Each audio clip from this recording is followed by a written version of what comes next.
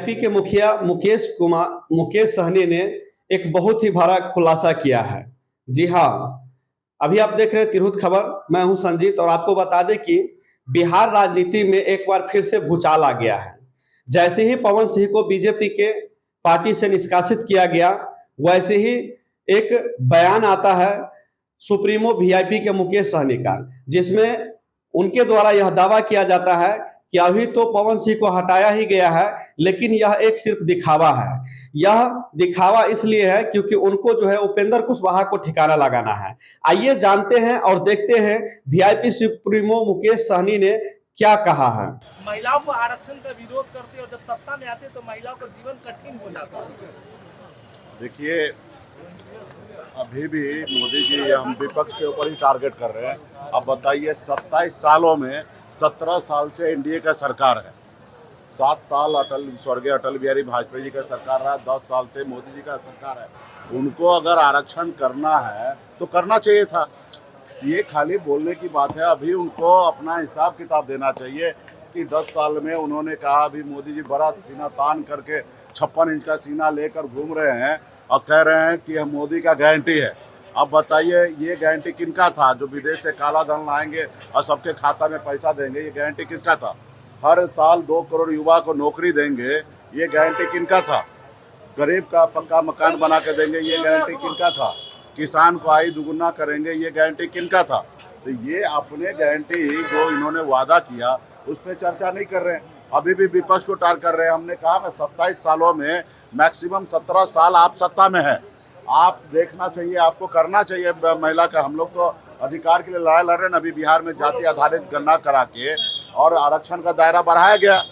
ये काम आप भी कीजिए। हम कह रहे हैं ना, हम लोग जब सरकार में थे तो मुख्यमंत्री नीतीश कुमार जी के नेतृत्व में भारत सरकार में मोदी जी से जाके मिले थे और हम लोगों ने प्रस्ताव रखा कि पूरा देश में जाति आधारित गणना हो, ताकि पता चलेगा किनका कितना संख्या, उस हिसाब से उनका संख्या मिलना चाहिए। ये मोदी जी झूठ बोलने वाला काम कर रहे हैं और सबका साथ सबका विकास जो है ना, ये बकवास वाला बात है। मोदी जी अभी बताइए, 17 को सीट बीजेपी लड़ा रहे हैं।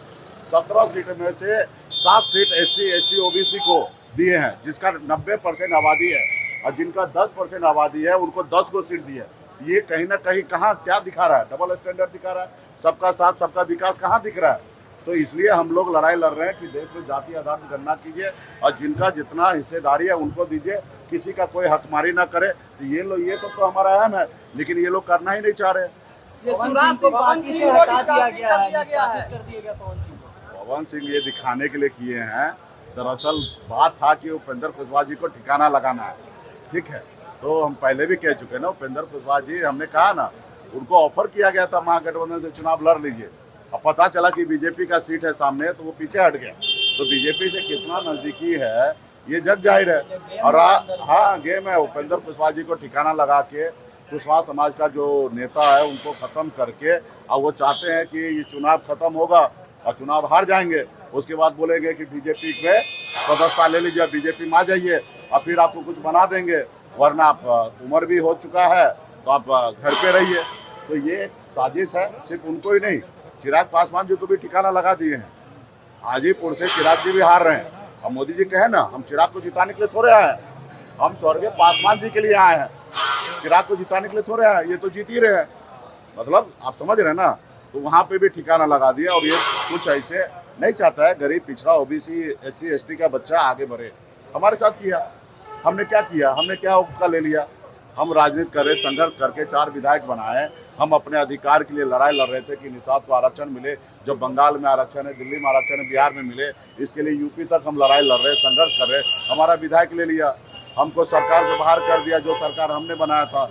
अभी हमने थोड़ा सा करक क्या बोल दिए, आईना दिखा दिए, सुरक्षा वापस ले लिया। तो ये नहीं चाहते हैं कि गरीब पिछड़ा समाज का बच्चा आगे बढ़े, ये खत्म करना चाहता है। हाँ, अभी क्या का डर है? मल्लाह का बेटा किसी से डरा क्या? बिहारी डर देगा क्या? वो भी गुजराती से।